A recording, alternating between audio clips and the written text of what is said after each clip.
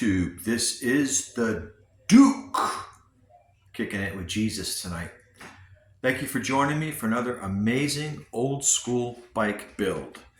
And tonight, I'm sorry to inform you that we had a problem with Kitty.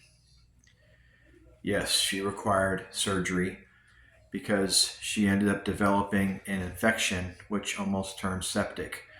And we had to take her to the vet, and thankfully after surgery, they were able to save her life. But I want you guys to see what she's wearing now and why she hasn't been in my videos recently.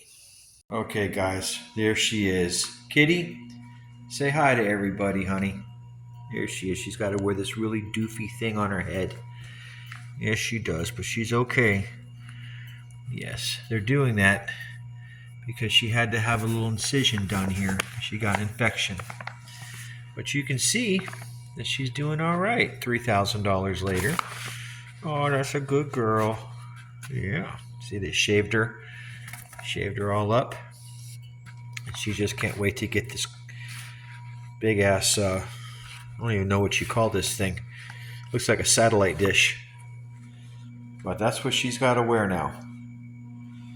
All right. So I just wanted to share that with you guys before we kick another amazing old school bike build video off.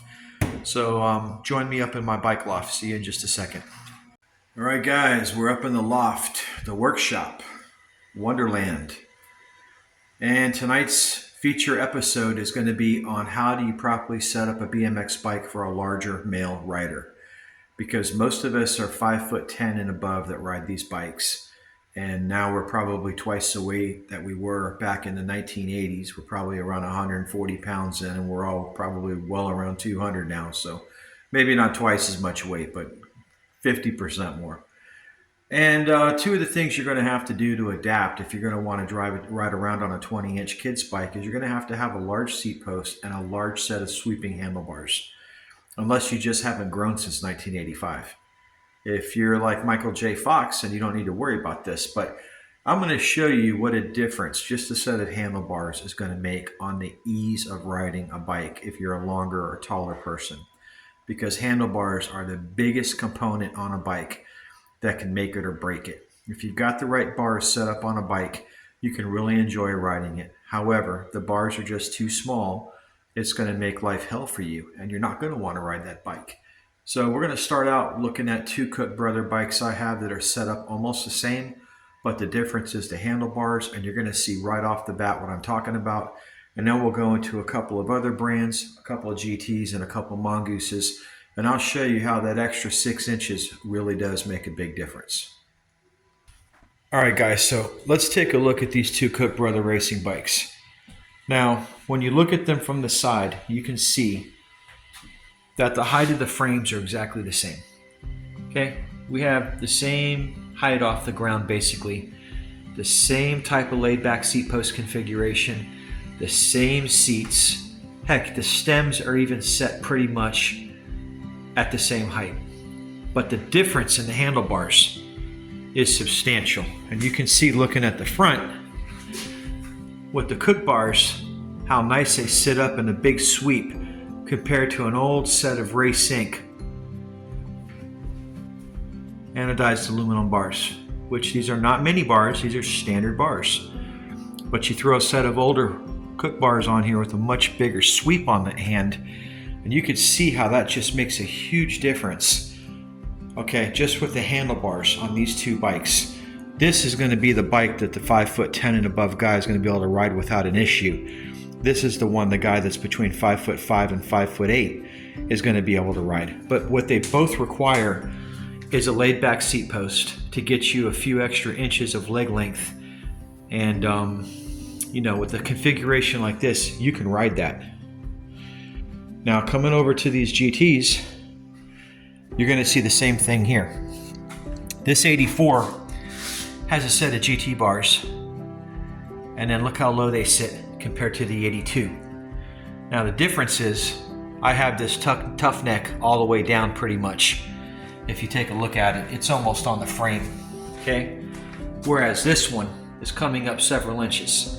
So these bars are typically the same rise and height The difference on this is how raising the stem can also make a huge difference in the bar length.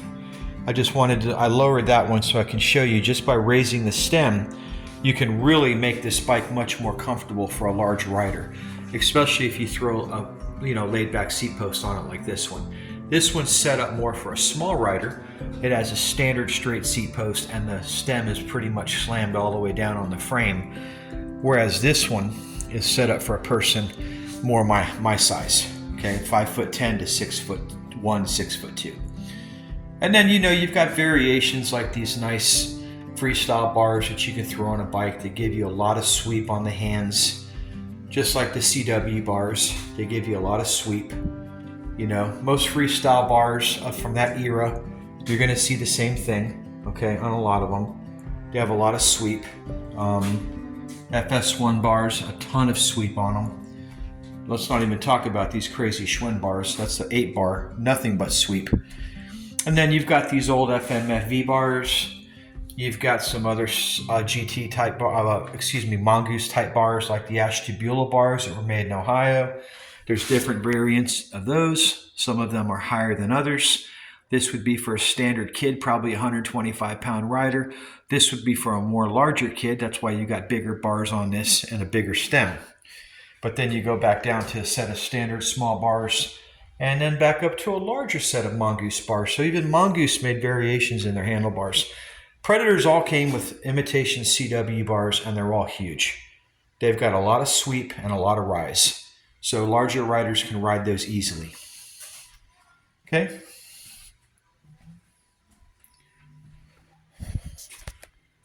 Okay guys, so that's what I wanted to discuss tonight. I just wanted to give you guys an example or some examples of what you can do to make your bikes a little more comfortable to ride. If you decided to get back into BMX and you're in your 40s or 50s and you're jumping on a bike saying, man, I just can't do this. My arms are just not stretched out enough, which you can always lean the bars forward like we did back in the day. We would pitch them 45 degrees forward from center line. Or you could always just get a bigger set of bars and a laid back seat post. I know a lot of folks do not like laid back seat posts. They think they're unattractive. I personally don't have a problem with them. I'm not a huge fan of them, but they do allow the rider to have several inches more of travel without worrying about his knees hitting the front handlebars of the bike. And you can always get knee saver bars too. And if you want to know what knee saver bars look like, I'll show you what an example of some Haro knee savers look like on this old CYC frame. There you go. Those are some knee saver bars. You put a set of those on your bike and you're going to have a lot more room too when you pedal, okay? Because this is a problem when you're bigger. You're always hitting that. So a couple bikes in the collection that are on the way out that found new homes. The Bowling Ball Red Dyno Comp, she's gone. I'm working the deal on her right now. I'm also working the deal on the Sharp Freestyler and the General Hustler. Hopefully these three will be out of here because as I said in my videos, I have to make a lot more room.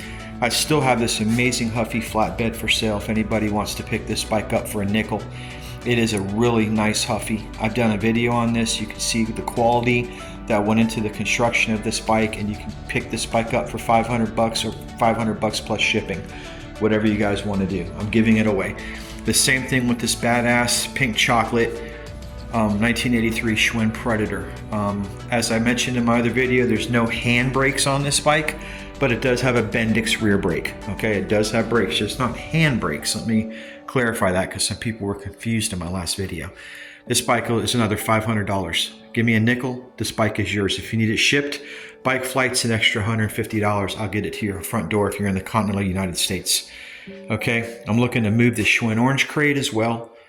Okay, I'm not sure if I'm even going to bother building this MCS Magnum. There hasn't been a whole lot of interest in that bike. It's a mini. I might just sell the frame and fork and let somebody else decide what they want to do with it. If any of you guys are interested in MCS Magnum. These bikes pretty much are all on my eBay store, Duke Mitchell BMX. And as I say in every video, I would much rather prefer to sell outside of the eBay marketplace because eBay charges me 15% and they charge you 6 to 7 to 8% sales tax depending on the state you're in. And that can be north of 20% of added fees that we don't need to pay. Now, I understand they also offer financing. They make it easy. You can divide payments on these bikes over a year with Klarna or with PayPal or with eBay financing. You know, there's many different ways that you can finance these bikes. You can finance them over 2 years, 3 years. But it is an advantage if you want to charge the bike. And if that's the case, I will sell it through eBay. But you're going to have to pay the price it's listed for, because like I said, those 15% fees, they add up. On a $1,000 bike, that nets me $850.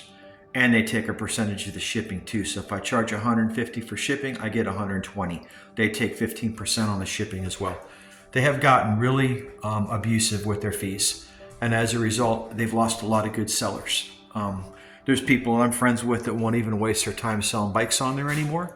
They've gotten to the point right now where they're so fed up that they no longer want to be on the marketplace because they're just abusive with their fees.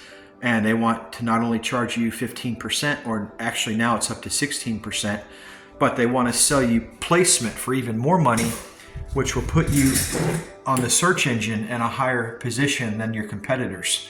And if you agree to give them another 5 or 6 or 7% on that, netting them possibly 25% of your total gross sale amount for them, they'll give you a little bit higher placement. It's ridiculous that anybody would do that, because really, you're just paying them more money to put you somewhere where you should be from the beginning if you're a loyal seller.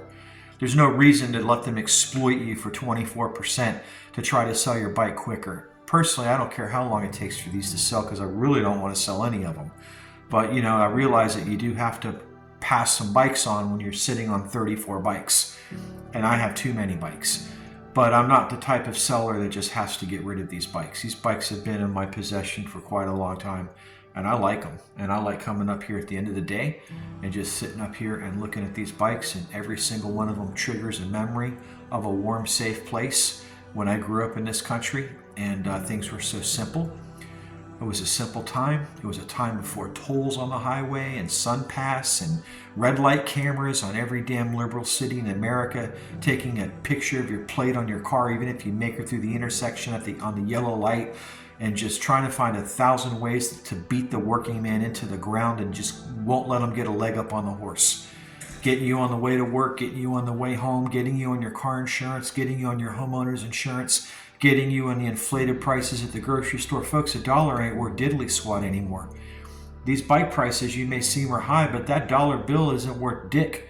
Even if I get $1,500 to $2,000 on a bike, I go through $100 bills like water now at the grocery store. So really, sometimes I'm wondering if I should even sell these bikes for cash or try to trade or do something else with them, because the money just doesn't have any value anymore. Folks, it's worth half of what it was before COVID. I talk about this in an investment video I did on investing in high-end BMX bikes. And I tell you what to look out for and what mistakes not to make if you decide you want to invest your money in bikes. Because let's face it, silver coins moving up $2 or $3 an ounce over a year isn't going to get you anywhere. Gold coins moving up maybe $200 or $300 a year will get you somewhere, but you don't know where it's going to go at this point. Crypto, forget it. Who the hell is going to buy Bitcoin north of $100,000 a coin? What happens if it goes down to 50? You just don't know. I mean, if you got into it when it was $1, sure. Even if when it was 10,000, but I'm not going to pay that kind of money for something I can't put in my hand and even hold on to. It's crazy. So it comes down to, you know, what do you want to do with your money? What kind of enjoyment do you want to get out of it? If you have any money, most of us don't. After that vet bill with Kitty, I might have to sell my kidney to be able to make ends meet at this point. I'm really gonna have to sell some bikes off now because that bill was huge, and I've got ducks and dogs and a cat, and man, the vet bills are just becoming crazy. My daughter wants to go to school to be a vet. She graduated with honors from UCF, and she's having a hard time getting into vet school at the University of Florida. Even though she's matriculated through the Florida school system, she's not able, with a 3.75 GPA and working at a vet's office for 4 years, to get into that school. She says it's so competitive, you have to have a 5.0, and I don't mean the Mustang like we all drove back in the day, like Vanilla Ice. No, sir, we're not rolling in the 5.0. They expect you to have a 5.0 GPA. I don't even know how that's possible. They want you to have that and veterinary experience to get into that school, and that is the only school in Florida that has a monopoly on veterinary science. No other college in Florida grants a degree in veterinary science except the scam artist at the University of Florida. So as a result, she had to move to upstate New York to try to get into Cornell, and I don't know when I'm ever going to see her again. And it's ridiculous that our kids have to play musical chairs and go all around the world to try to get a degree in a much needed profession, because we all need honest vets. We all need veterinarians who aren't going to look at the watch you're wearing when you walk into their office and then quote you a price based on what they think they can get from you. Okay, we need honest vets that are going to work on a sliding scale with people who just don't have the money to pay $3,000 for a procedure for an animal and want to put that on share credit and pay for the next 10 years at 35% interest through Synchrony Bank. Okay, I mean, everything is just rigged against the working man. Okay, and it's sad, but you know what? Most of the degrees these schools offer are worthless. When I was a teacher and I would tell my kids in high school what you need to do, I would tell most of the kids, go to trade school, become a plumber, HVAC mechanic, a welder, a TIG welder, whatever type of trade that you can do with your hands, because don't even bother going with computers, because the AI is going to take all those jobs. And I said this right before COVID, and look, it's happening right now. The AI is going to get rid of you if you've got that Sigma black belt bullshit and your Acrobat Reader and your Microsoft certified and HTML and all this stuff to do websites. Forget about it, man. That stuff is going to be worthless if it's not already. The AI is going to do all of it. So the computer science and engineering degrees and all the things that we're telling our kids to get, that are going to be safe jobs that will pay you a good salary for the rest of your life, that's all coming to an end, guys and girls. You're going to have to learn how to do things with your hands in this new world economy if you want to make ends meet. You're not going to be able to do it unless you're, I guess, a salesman or a manufacturer or a trade worker, because anything involving computers or automation is going to go to the way of Skynet. And when Elon Musk starts putting out these cyborg robots that are 6 foot tall and have a 300 IQ and they have so much articulation they can play Swan Lake on the piano, folks, it's over. What are we all going to do? You can't compete with that. Those things are going to be running around in all the factories taking jobs from people. Now, I don't know if they're going to be able to weld and do plumbing and come out and fix your air conditioner. I don't think they're going to fly commercial jets. I don't know if they're going to be able to perform open heart surgery. But who knows? They just might. So that's why I come up here. This takes me back to a time in America where a regular guy like me had a shot at making it in this world. I could buy a house and a car with 1 year's, 2 years worth of income, not 10 like our kids have now. How the hell are they going to get a $400,000 home when they get out of college making $60,000 a year if they're lucky? Ain't going to happen, folks. They're going to have to work 10 years now to get what we got in 2 or 3. I mean, it's very, very bad for them. And I'm going to be honest with you, without getting political, nobody's going to fix this until we bring manufacturing jobs back to this country and we start paying people a fair wage and we stop letting top-heavy corporations make, like Jamie Dimon with Chase Bank, make $150 million a year while a freaking bank teller is lucky to pinch out a nickel a week. I mean, that's the problem here. We have a separation of wealth that nobody wants to talk about. Nobody's worth $150 million a year. Nobody. There's no talent that's worth that. Who's really worth that is the guy that's down in the trenches dealing face to face with the customer every day, taking care of business. Those are the people who deserve it. Okay? So that is the problem in corporate America, is that everything is so damn top heavy that the people below upper management don't have a chance. And as I've said before, you can thank Jack Welch for that, because prior to him and his sorry ass book he wrote, companies put the working person first and not the shareholder. And he's the one that turned that mindset around and said, forget the working man, the shareholder is really where your loyalties lie. Make them rich. And when that happened, folks, you and I and everybody else out there, okay, we got stuck like Chuck. And I'm feeling it too. And like I said, I have a light load, but even with the way I live, as thrifty and modest as I am and cheap, dude, I'll pinch a penny till it screams. Okay, even with my tricks and powers and stretching money and extrapolating the dollar and making ends meet with coupons and buying things when they're only truly a real BOGO, not a jacked up price that the BOGO makes it normal. You know, it's not a BOGO if it's $9 for a pound of hamburger meat when it normally sells for $4.50. There's no deal there. I mean, you have to really realize what they're pulling off on you. But I know prices. So as well as I am at managing my money and handling my money, and I'm very good at it, it's hard for me. So I can't imagine how much harder it must be for other people out there who don't know how to do what I know how to do. Because I have knowledge and abilities to stretch a dollar out that most people do not have. Um, and I don't have a rich Uncle Walter to put money in my pocket like a lot of people do. And I'm not a trust fund kid. Every single one of these bikes I have up here, I've had to work and pay for, hustle to get them. Okay, I've bled putting these bikes together. I've hunted parts from the four corners of the earth to bring them here. I've had to drive all around God's creation to get most of these bikes. And after 5 years of work putting this collection together, um, the fruit of my labor, I sit up here and I enjoy it with a little bit of pride. I look at this as my therapy and I realize, you know what? It's worth it. It's worth looking at the fruit of my labor and feeling the satisfaction that I have of crafting each of these bikes. They're all handcrafted by the Duke. I took these old has-been bikes and I resurrected them and gave them a new life. And hopefully I can pass them on to you. And you can pass them on one day to your kids. And these are something that's worth holding on to for generations more, because I say in all my videos, this is a bygone era that you will never see in this country again, folks. You're never going to walk into a bike shop and see any of these bikes in a bike store. You're never going to walk into a game room and stick a quarter in a machine and sit there and play while listening to Journey. You're not going to walk into Orange Julius and get yourself a $2 lunch with a nice orange and vanilla swirl shake. You're not going to walk in the mall and smell Bob's Pipe Shop with the beautiful aroma of pipe tobacco coming out. You're not going to get your ear pierced for $2 anymore at Piercing Pagoda. There's just things that we got growing up that you're never going to see again. You're not even going to find an indoor mall again. They're gone. Okay? So that's the reason why all of this stuff here is so important to me, because I don't live for nostalgia, but in this day and age where everything just sucks so bad across the board, I need something like this to come back and bring me back to that time. The late 70s and early to mid 80s. Okay, and if you weren't there, I'm sorry, but you have no idea what I'm talking about. If you were there, then you know exactly what I'm talking about. So that's going to conclude tonight's video, folks. If you're new to my channel, my name is The Duke. I bring amazing 70s and 80s BMX to this channel that you will see from nobody else. I have knowledge and a plethora of wisdom with all brands and all models and makes and most manufacturers made in the United States between 1972 and 1989. And I bring that to you for your pleasure.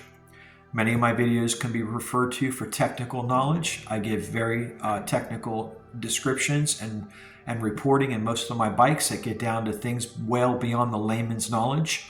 Things such as frame construction, welding types, and serial number placement. And we talk about a lot of things with Mongoose, GT, Haro, Kuwahara, Hutch, Schwinn, lower end bikes too. You know, I've got some department store bikes up here as well. I love them. Okay, like I said, I got an old Trax or an old Sears bike. You know, heck, man, some of those things are diamonds in the rough. They come with nice wheels, nice brakes. You never know what you might get on one of those old bikes. Don't discount those things. There's some really nice department store bikes floating around out there. Anyways, that's going to conclude this video. Thanks for watching. In the meantime, this is the Duke telling everybody out there. Oh, and let's not forget to pray for Hulk Hogan and all the people we lost this week. We have lost a lot of people this week, man. It just seems like people are dropping like flies, guys. Remember, when you turn 40, the check engine light's on. Every day is a blessing. Don't take it for granted. I don't know what the hell's going on in this world. I don't know if it's the vaccine. I don't know if it's COVID. But people are just dropping left and right, man. They're way too young. Okay, and we lost Malcolm Jamal Warner this week. We lost Hulk Hogan.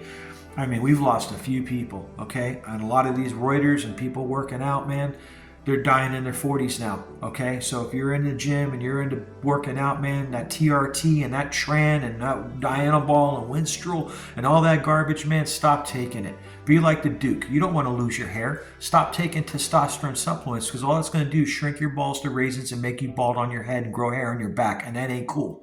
Okay, you don't need to look like Arnold Schwarzenegger. You don't even want to look like him. Look at him now in his 70s, what he looks like, and had 4 open heart surgeries. We don't need that. So again, take care of yourself, but don't go overboard and don't go crazy. You know, just keep things in moderation. Mentally, spiritually, and physically. You have to have 3 victories a day, like I always say. Make your bed, 10,000 step walk, spend an hour in prayer, start your day in prayer, and end your day in prayer. I pray to the Lord Jesus Christ every day. He doesn't talk back to me, but I know he hears me, okay? And I can see by his hand in my life what it's done. I know he's making a difference in my life, and he's leading me, okay? Because there's no way I could have done anything in this life on my own. I take no credit for any of this. I give God the glory in all these bikes that I build, and when I'm putting them together, my mind is on him.